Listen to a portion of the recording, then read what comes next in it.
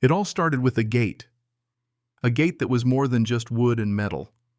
It was a symbol of my land, my rights, and my family's history. And when Karen Whitlow decided she was going to bulldoze it, I realized she wasn't just trespassing. She was trying to bury the law itself. And that's where I drew the line. My name's Mark Rohr, and this is the story of how I turned a quiet ranch road into the battleground, where an entire HOA empire fell, not with fists, but with deeds, footage, and federal law. You see, I've lived here all my life. The land's been in my family since 1978, long before Karen and her HOA cronies decided they could paint over reality and rewrite the rules. Now, this wasn't just about a gate not even close. This was about trespassing, forged plats, bribery, and a cover-up that went all the way to the county office. My father had bought this land back then for the water rights, but I kept it for the quiet. That quiet was something I cherished until Karen showed up. It was early one foggy morning when I heard it. The screech of the steel hinges, a sound that split the silence like a gunshot. I rushed to the gate, and there she was, Karen Whitlow, the self-proclaimed queen of the Fourth Creek HOA, already halfway down the dirt road that cut through my pasture, not a care in the world. The dust behind her SUV looked like a bad omen rolling in waves across the land I had spent years nurturing. And there it was again, the glint of her smug smile in her side mirror, like she'd won. Like my land didn't matter. It wasn't the first time she'd done this. Oh no, Karen had tried this stunt twice before. The first time I gave her the benefit of the doubt. The second time I filed a formal complaint with the HOA.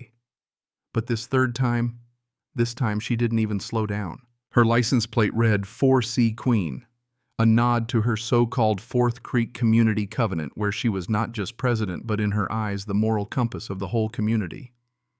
The problem, though, was simple. I didn't live in the Fourth Creek HOA. Never had. My parcel predated the HOA by 42 years. My land was a long, narrow stretch that wrapped around the north rim of the subdivision like a scar on a perfect face. The trail she was driving through. That was my easement granted to my family by the state back in '78. Not to Karen, not to the HOA, but to my family. I ran my hand over the broken gate that day, feeling the deep grooves where her bumper had hit. The lock was split in half, the padlock just hanging there like a punched jaw. It wasn't just a gate, it was my peace shattered again. I wasn't about to let it go. I had everything documented, every email, every notice, every violation slip they'd thrown at me. Lies about things I didn't even own. They said I had an unauthorized trailer, a chicken coop they couldn't even prove existed. It was all lies. I had pictures. I had evidence. I pulled out my TrailCam SD card and plugged it into my laptop. There she was, Karen in her white Range Rover Sport, hitting the gate like she was making a statement. She didn't even flinch. I could see it in her face, the set jaw, the lift of her chin. She knew exactly what she was doing. This wasn't about access. This was about domination. I called the sheriff, but as expected, they weren't interested in a simple HOA dispute. I filed my own complaint with the county office, and that's when I started digging, really digging. I pulled out the old maps, the deeds, the original survey from 1978. I traced the boundary lines with my finger. The path she had driven through was clearly marked on the county records as my land. When I got home, I printed out everything: satellite images, county surveys, and overlays. I laminated it and hung it on my barn wall. I wasn't backing down, not this time. Then came the email from the HOA. A threat. They called my gate a non-compliant structure and said it violated their community standards. They threatened me with fines and legal action. I almost laughed. They were trying to overwrite the law with their little HOA rules. I wasn't going to let that happen. I replied with the deed, the survey, and the footage and hit send. I wasn't just defending my gate anymore. I was defending my family's history. 2 days later, Karen and the HOA board came to my land. They said they were installing a keyless barrier at the northern entry. I stepped forward and asked. On my easement, Karen smiled like she was untouchable. She said, "It's not yours anymore, Mr. Rohr. It's Reserve A." I handed her a copy of the 1978 deed and pointed to the map.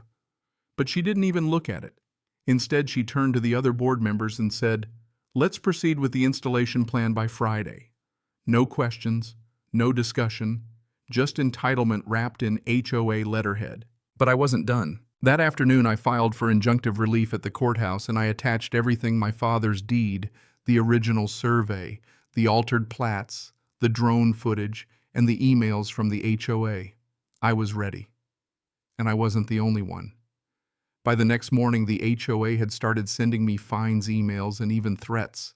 They tried to break me, bleed me dry with paperwork, but I wasn't going anywhere. The more they pushed, the more I pushed back.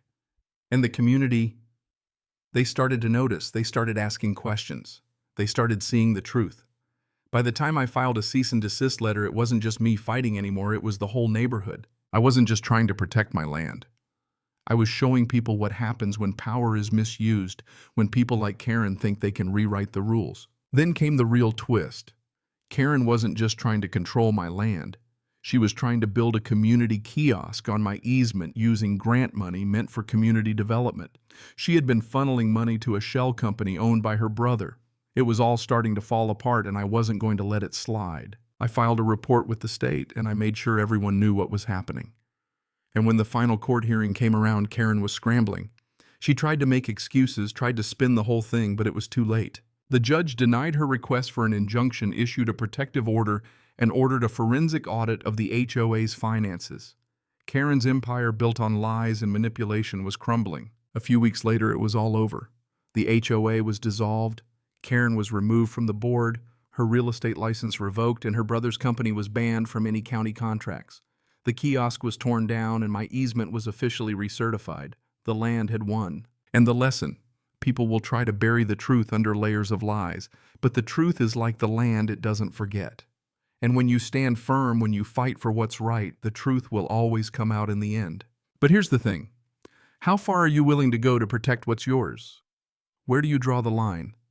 Let me know in the comments. I'd love to hear your thoughts on this. Cảm ơn các bạn đã xem video.